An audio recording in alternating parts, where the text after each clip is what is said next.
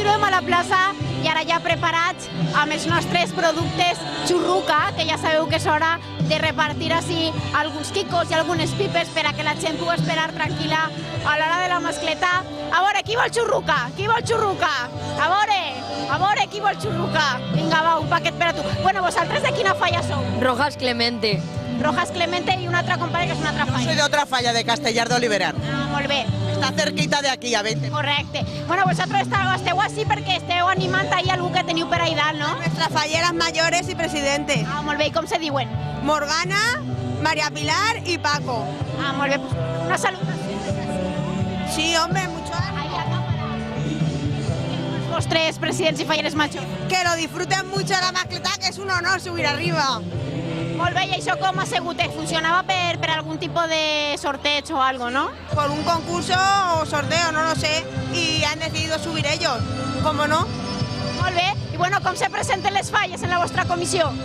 Muy bien. Bueno, muy bien. Yo valenciano poco, ¿eh? ¿Qué cosas hacéis o qué actividades tenéis pendientes ahora? Pues mira, esta tarde vamos a hacer un Grand Prix y después a comer chocolate con buñuelos que nos hace el cocinero de la falla y ya luego por la noche a plantar la falla con Rosa, la del césped. O sea, ¿vais a hacer un Grand Prix como el programa de la tele? Sí, pero para los niños, en plan infantil y todo eso. Sí, para que concursen y participen y jueguen y todo. ¿Y tú también vas a participar en el Grand Prix? Yo, claro. Ah, El primero de... ¿vas a ganar? Eso no lo tengo ya muy claro, pero bueno. Bueno, tú te esforzaràs lo máximo, ¿no? Sí, claro. Bueno, y en Castellar Liberal, ¿cómo se viuen les falles? Pues muy bien, la verdad es que lo pasamos muy bien y es lo más bonito que tenemos en Fallas. Y todo, es todo, la ofrenda, es todo. ¿Habéis plantado ya?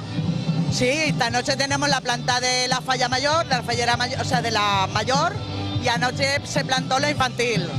Y muy bien.